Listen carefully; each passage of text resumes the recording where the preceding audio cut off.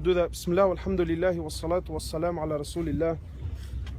My brothers, the family has made it very, very clear that if there's anyone here who feels like he has a right with this brother, or he feels like this brother owed him anything in this world, then come forward and see the family. This is not a pride issue. In fact, this is a haqq issue. And this is actually a sunnah of Rasulullah sallallahu alayhi wasallam. And if you feel like that there used to be a time when you two were joking and he said a word that hurt you once, then forgive him. And if you feel like that there was something once in the days where something took place, whatever the case is, wallahi my brothers, this is the time and the moment that we forgive one another purely for the sake of Allah. If there's anything right now that is going to benefit this brother, it is our dua and our forgiveness towards him, and asking Allah subhanahu wa ta'ala also to forgive him. My brothers, like we were mentioning before, you know, we come to the grave, we come to the cemetery now. For what purpose? Why are you here? Why are we here? You know, I'm starting to see a lot of regular faces at this place. What have you learned from the last time you were here? What is it that we take home when we come to the grave? Have we come so we can show our face? Do you think the brother is in need for you to just show your face? Brother, did you go? Yeah, well, alhamdulillah, I went, I showed my face and I called it a day. No, if you're not here to benefit, if you're not here to take a lesson, if you're not here to change your life, then why are you here? You know, my brothers, many years ago, I was in Syria and I visited one of the graves there, one of the cemeteries. And on the door of the cemetery, they had a plaque, a very interesting plaque. And basically it said on the plaque before you enter into the cemetery, it said, do not be surprised. It's speaking on behalf of the dead, yeah?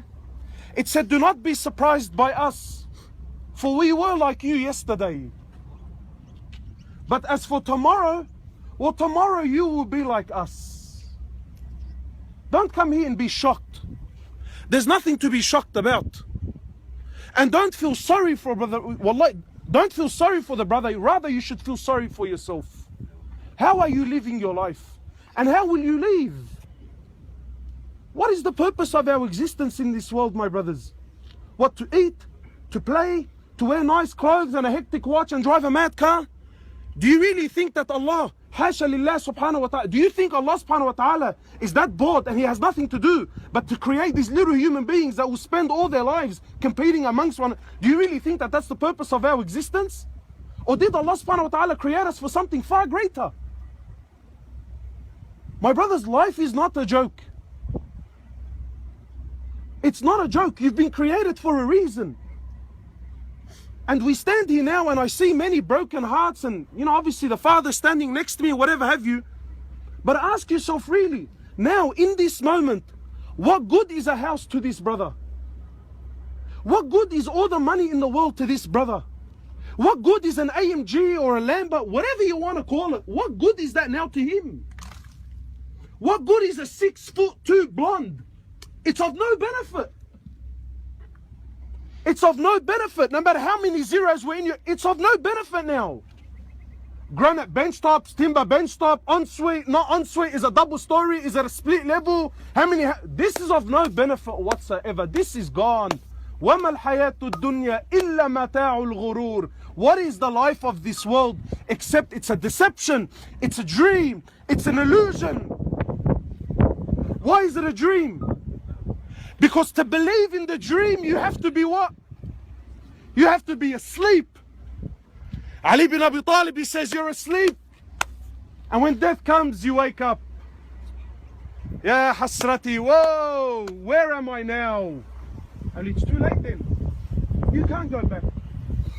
You know, my brothers, I always think to myself, and really, let's pose the question. I challenge anyone that if you could bring out any person in this cemetery, any person, Muslim or non-Muslim alike, if we could, let's just imagine for a moment that we could bring this brother back up and make him stand and only have 1 minute in his life, how do you think he would spend it?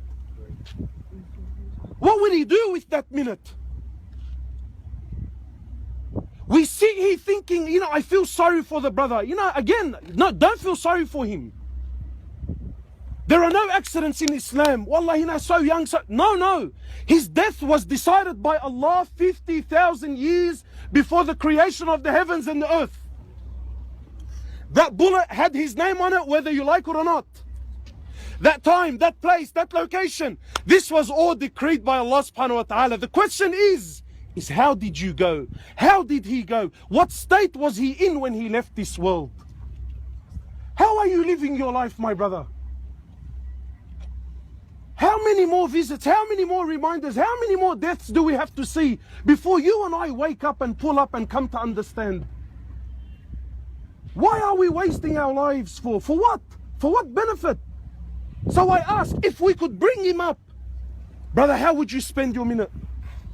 You know, it is only now he knows the value of one, subhanallah. Now he knows the value. If I had just given $1 more in charity, I would have found it here. Ya Allah, if I just did one more sajda, if I had just one more sajda, I would have found the light of that sajda in my grave. But now it's too late. Now it's too late.